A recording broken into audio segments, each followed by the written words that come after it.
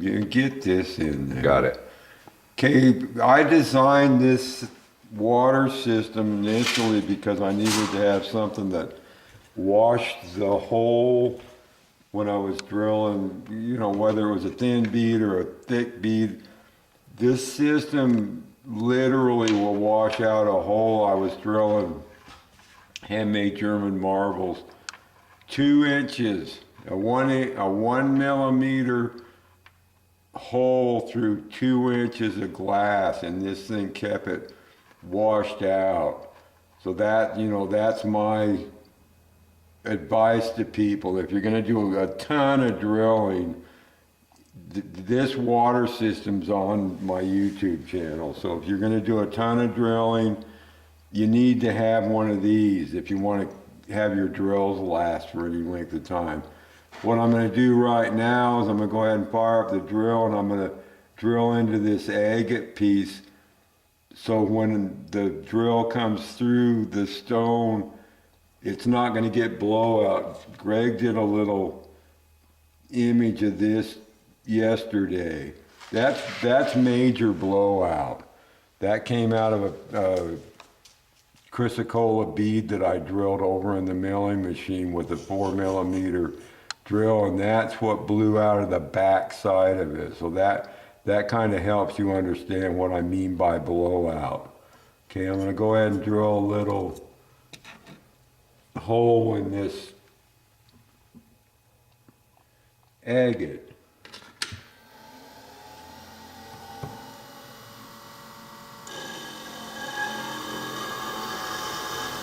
And if you notice that dust, once you see that dust coming out, don't push any harder. I mean, that's the indicator that you're drilling. Okay, that's deep enough for that backup hole. So now we'll get set up and start drilling the chrysocolla. Okay, I'm gonna process this bead. Basically, it's going to be the bead. I'm not going to show, you know, 10, 12, 40 different beads. This one's going to give you a real good idea on beads, rondelles from small to large. This is going to be a large bead. So I'm going to have Greg go ahead and zoom in on this now so I can explain some stuff. Okay, this bead, or this blank, it's got a drop off on this side. It's not perfectly square, but it's close enough. I'm going for a round bead here, or a round tube to start with. So what I'll do is I'll measure across here, roughly 700.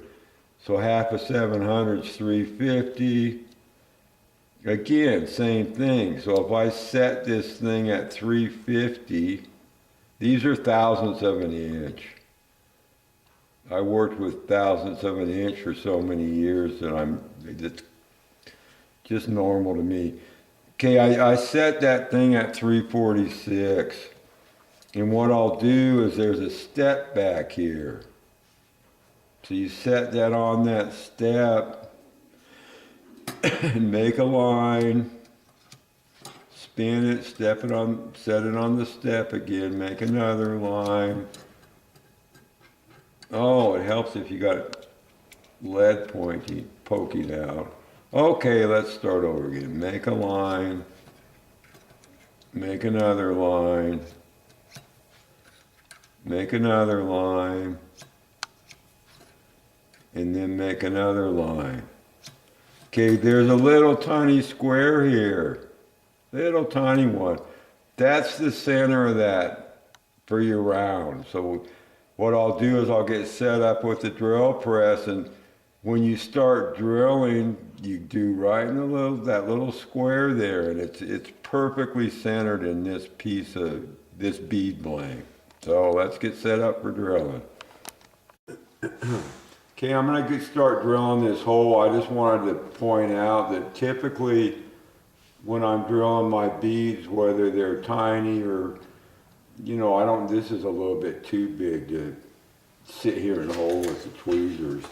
I always just use this set of tweezers. I'll grab a bead blank, which I'll do right now. I just hold it like that. I'll just hold it, start my drill hole, and once you're drilling, it doesn't matter.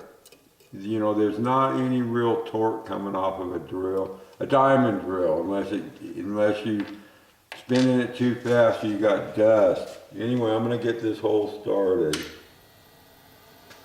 And this will take a while because this is incredibly hard material.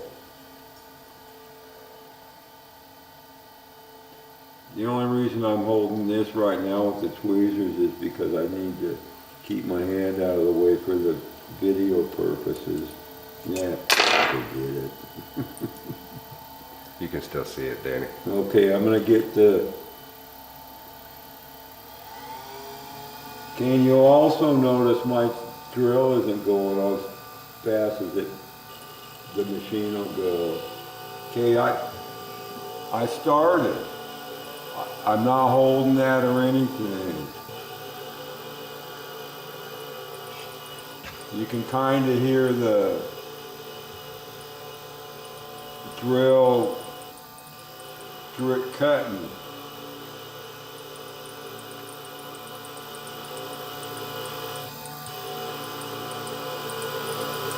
You know, and I'm not really pushing that hard.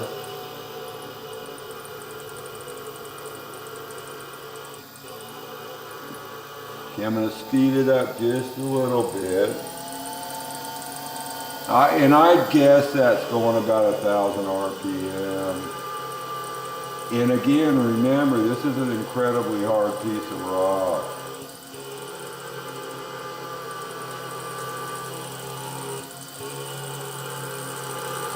You know what we should have done is put a spotlight on there.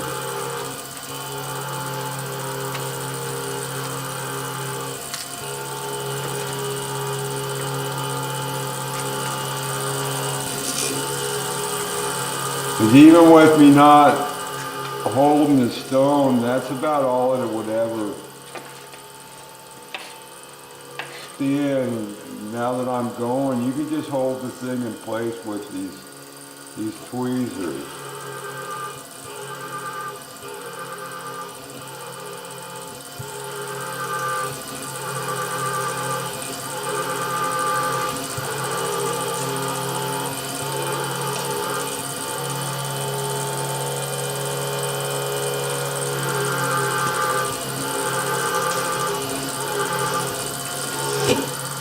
That's all, it's through already. I didn't realize it. Oh, you know what happened is I hit a bug. So there's a hole in that stone. Whoa, slow down. At least I think there is. Let me flip it over. Okay, I got through this far faster than I thought I would, and I was pushing too hard. When I came down here onto the agate backup, I wasn't expecting that to get through that fast, and I probably should have set my depth so I knew when I was getting close, because typically when you're getting ready to break through the backside, you slow down on your pressure. Okay, I'm going to show you what blowout looks like. That's the top of the stone, and you can see right, oops, let me try that off a little bit. You can see there's blowout there. That's blowout right there. Okay, I'm going to be drilling this out to about 2 millimeters, so that's not going to really matter that much. But that's what you're trying to avoid. If you're going for beautiful, smooth sided on both sides of a bead, you end up having to grind that blowout out of the way, you know, and like I just said, fortunately I'm going out to 2 millimeters. So we're going to go ahead and go through the next steps. You know, I'm going to go ahead and change the drills out. I'm not going to video all of that, but I'll show you how quick the next sizes go through. Once you have this initial hole, it's almost instantaneous when you go up in size. Okay, you're going to be amazed at how quick this 1.5 millimeter goes through. Now that we already have a hole.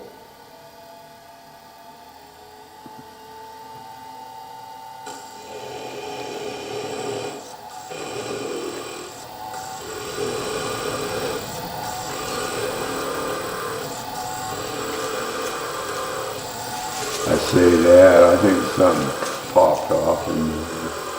Anyway, this drill, the actual drill's hardly spinning at all. Cut that great. The diamond in the plating off that last drill had come off, and that's why it didn't seem like I was drilling through too fast, because I hit that stuff. Okay, now I'll just finish going through. Okay, you didn't really get to see how quick, but I'm going to go to the next size up, and now that there's nothing in the hole that's made out of diamond and chrome or nickel, the next one will go through real quick. Okay, now I'm going from 1.5 to 2 millimeter.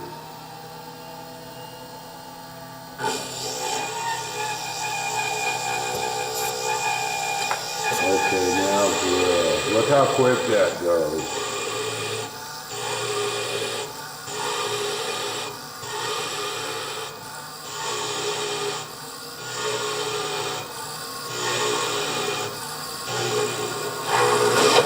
Through. Oops. Okay, we're going to go up to 2.5 millimeters, and as you're seeing, you know, if you just keep progressively getting bigger on your hole size, it's really quick.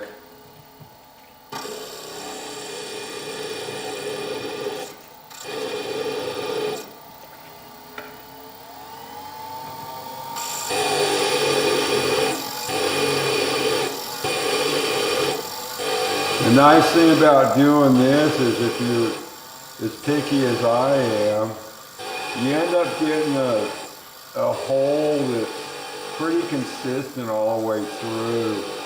You know, I have my reasons for wanting that. Okay, I'm going to back this off a little bit, and then I'm going to lift the blank up so I know that the hole's consistent all the way through. That's it. This is what's called a drill index. It even has it on the box. This is a flashback from my old machine shop days. They make drill indexes that go all the way from tiny up to basically 1/2 inch, but there's 3 different indexes. This is a number drill index, and you'll notice that it's got, I believe, 60 different size drills in it. There are some that's missing in here. One of the things that is very critical to me personally is part of the reason my beads come out how they do, is I always go for a drill that's, or a spinning rod that's just a little bit, tiny bit under my hole size, thus giving me no wobble. If the drill's too small in there, it causes the bead to wobble back and forth on the shafts. So what I'm going to do is grab one of these drills that fits that hole size close. See, that one's too wobbly. I don't know if you can see that or not. It wobbles on there, so that one won't work.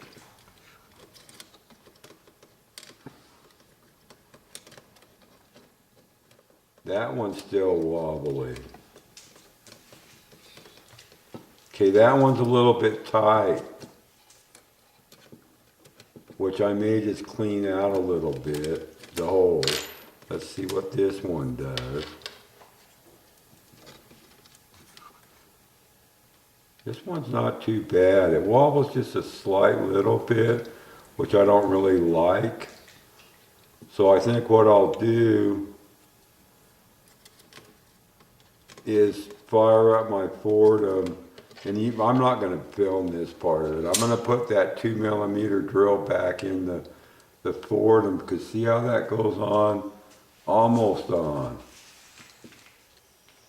Almost on. So I'll just fire up that 2mm or 2.5mm drill again and just kind of slowly ream this out a little bit so that it fits damn near perfect on this shaft, because I make my beads around the hole. I always have. I built my studio around the hole. So anyway, so now I'll clean that hole out a little bit, and then we'll move over to the machine that we're going to make that a tube on.